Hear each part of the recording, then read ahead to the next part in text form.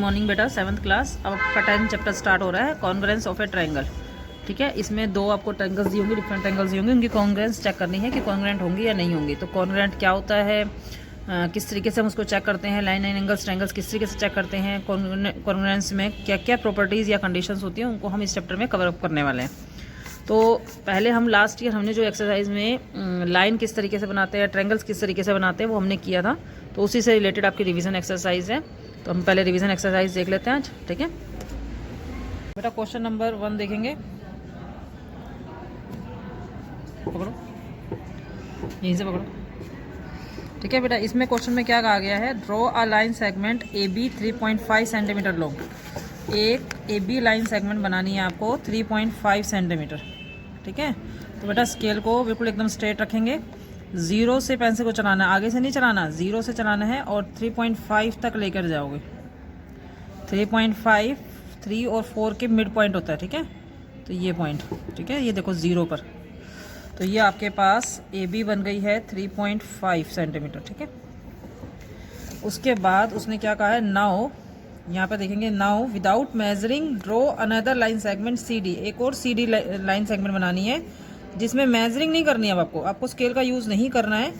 Same length, now compare the both, और दोनों की सेम लेंथ बनानी है बिना कंपेयर करे। तो आप एक क्या करोगे, आपको कंपेयर नहीं करनी है, तो आप अपनी मर्जी से कोई भी एक लाइन बनाओगे, लाइन सेगमेंट नहीं, लाइन बनाओगे। ठीक है, इस पर कोई भी पॉइंट सी ड्रॉ करोगे। देन क्या करोगे, कंपास का यूज़ करते हुए, कंपास बिल्कुल रेडी रखेंगे अपनी। ठीक है, आपने क्या करना है, यहाँ पर 3 पर अपनी कंपास की टिप रखनी है और बी तक लेके जानी है। ए पर हमने, देखो ए पर ध्यान से देखेंगे, ए पर टिप रखी है, बी तक लेके गए हैं, वही उतनी ही खुली हुई प्रकार से आपने सी पर टिप रखनी है और डी पॉइंट कट करना है। ठीक है, तो ये हमने बिना मेज़र करे हमने दूसरी लाइन बना दी है। बहुत लाइन्स आर क्या है, सेम है, मेज़र करके देख लो। आपने उसने कहा है कि कंपेयर करके देखेंगे, देखो बिल्कुल एग्जैक्ट बनी है 3.5। तो बहुत लाइन्स आर इक्वल है। ठीक है बेटा, क्वेश्चन नंबर 2 चाहिएगा। ए बी सी 3 पॉइंट्स हैं ऑन ए स्ट्रेट लाइन, के ऊपर तीनों पॉइंट्स हैं, मतलब एक स्ट्रेट लाइन है। एक स्ट्रेट लाइन अपनी मर्जी से आप ड्रॉ कर लो। ठीक है, लाइन की बात की गई है तो दोनों तरफ से आपकी इस तरीके से एरो बनेंगे। ए बी सी तीनों पॉइंट इस लाइन के ऊपर, और कहाँ पर है वो नहीं पता। तो उसने क्या कहा है, B is between A and C, मतलब ए और सी जहाँ पर भी पॉइंट आएंगे उनके बीच में बी आएगा। ए बी 5 सेंटीमीटर है, तो ए पॉइंट ले लिया कोई भी हमने। ठीक है, और 5 सेंटीमीटर हमने मेज़र किया, 5 सेंटीमीटर। ठीक है, तो ये ए पॉइंट है तो ये बी पॉइंट हो गया। अब उसने क्या कहा था, ए और सी के बीच में बी है, तो मतलब सी कोई आगे पॉइंट मिलेगा। ठीक है, ए सी 10 सेंटीमीटर, ए से लेकर सी 10, मतलब इसी लाइन के ऊपर 10 सेंटीमीटर मेज़र करना है। तो 0 से स्टार्ट करके 10 पर कट करेंगे, तो ये जो 10 पॉइंट पर आया है ये हमारा हो जाएगा सी पॉइंट। ठीक है, तो ए बी कितना आ गया हमारे पास,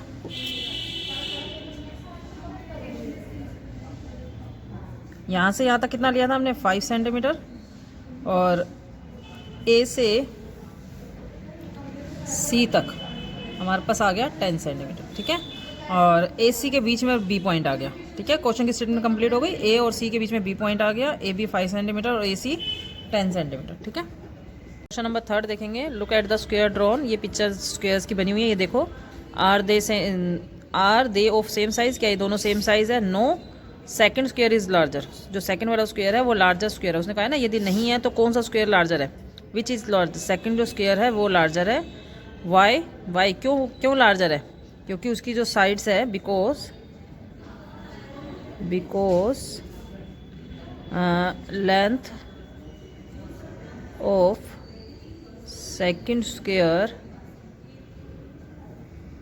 या साइड भी बोल सकते हो, length of second square is more than first square. ठीक है, मैं आपको क्वेश्चन या आंसर लिख के भी दे दूंगी पेज पे।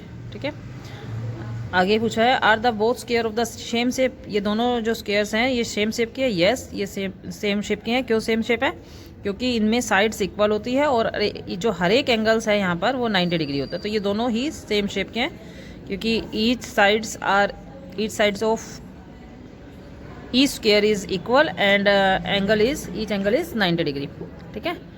Draw two acute angle triangles, measure their sides and angles. आपने दो एक्यूट एंगल ट्रायंगल बनानी है। एक्यूट एंगल ट्रायंगल का मतलब है कि जो एंगल्स होंगे वो 60 से कम होनी चाहिए। Measure their sides and angle, उनके एंगल्स और साइड मेजर करनी है। Are they same, if not write the reason of their difference. यदि वो सेम नहीं है, सेम है तो ठीक है, यदि सेम नहीं है तो उनका रीज़न बताना है कि सेम क्यों नहीं है। बेटा टू एक्यूट एंगल ट्रायंगल्स बनानी है, टू एक्यूट एंगल ट्रायंगल। ठीक है। तो इसके लिए एक्यूट के लिए आपको क्या करना है, 90 डिग्री से एंगल कम रखने हैं। तो कोई भी मेज़रमेंट ले लो, इस तरीके से जो भी आप ट्रायंगल बनाओगे तो ये 90 से कम ही बनेंगे एंगल सारे। ठीक है। ये एक ट्रायंगल बन गई, इसका नाम दे देते हैं ABC।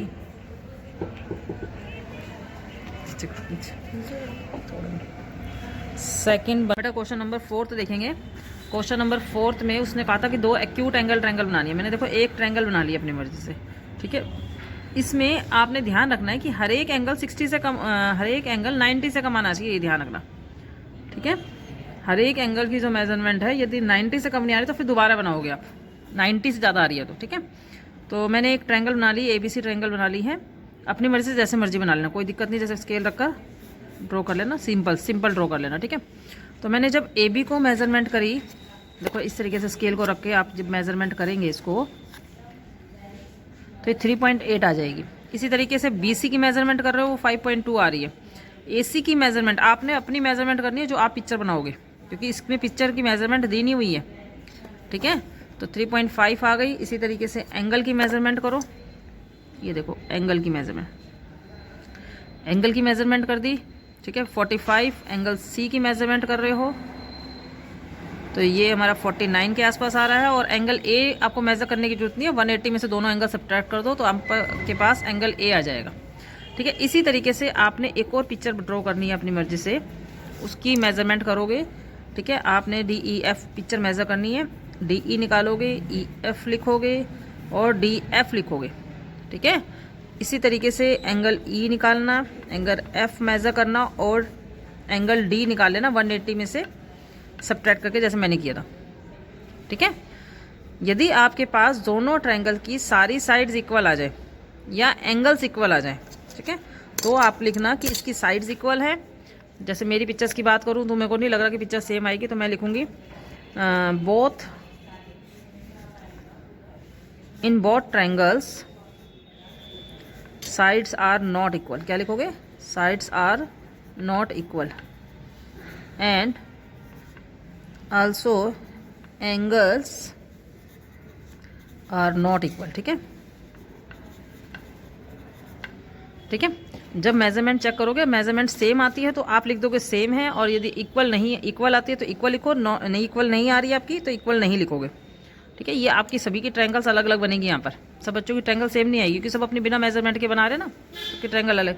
बस आपने ध्यान ये रखना कि एंगल जो आएंगे वो 90 से कम आने चाहिए, 90 से ऊपर एंगल नहीं आने चाहिए। 90 से ऊपर आते हैं तो फिर दोबारा से बनाओगे रब करके। ठीक है। तो आपकी एक्सरसाइज 10.1 कंप्लीट हो गई है। ठीक है। 10.1 की कंप्लीट करके एक्सरसाइज आपने 12 बजे से पहले आपने मुझे सेंड करना बेटा अपना वर्क।